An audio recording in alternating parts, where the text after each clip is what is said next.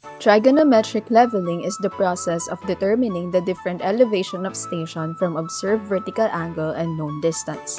The vertical angle is measured by means of theodolite, while horizontal distance may either be measured or computed.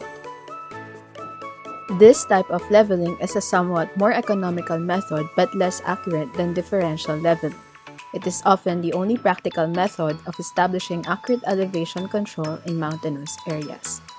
The following are the objectives of this fieldwork. First is to acquire and develop the skills of determining the vertical distance, elevation, and height of a remote point by applying trigonometric and related analysis. And second is to develop the skills of reading vertical angles using theodolite or total station. Now let's move on to the instruments and accessories. First is a theodolite. It is a basic surveying instrument used to measure both horizontal and vertical angles, which allows surveyors to triangulate the position of objects in a specific area. Next is a leveling rod, which is a vertically supported tape used to measure vertical distance, which is the difference in elevation between a line of sight and a required point above or below it. Then the markers, which will be used to indicate a position. Next, we have a measuring tape, which is used to measure distance from one point to another. The arranged pole, which is a straight pole or rod, sometimes jointed, which is usually painted in 1-foot bands of alternate colors and used for sighting points and lines in surveying. Then we have a plumb bob, which is a pointed weight attached to the end of a string and is used to make a vertical reference line called plumb line. First, set up the theodolite at a convenient location and call it point A, where the leveling rod and the remote point are visible.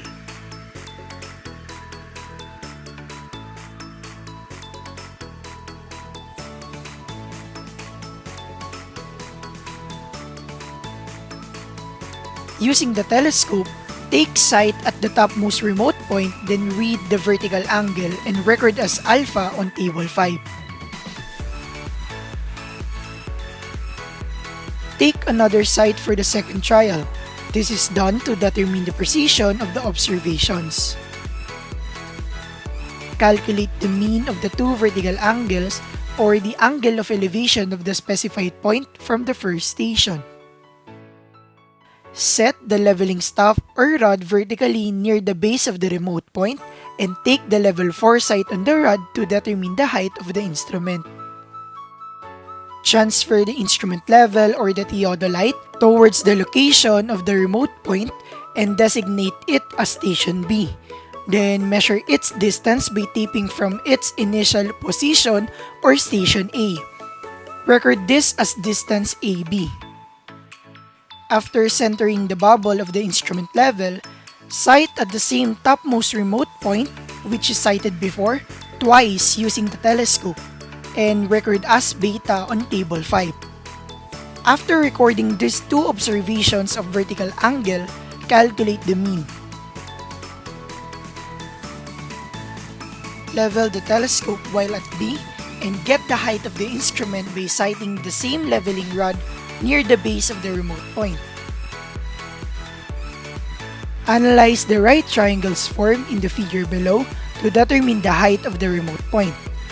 This fieldwork will not consider the effects of combined correction of Earth's curvature and refraction. For the analysis of this figure, first we have to determine the difference in elevation between two instrument setups using the formula difference in height of instrument or HI is equal to H sub 1 minus H sub 2. Next, consider triangle B'EF.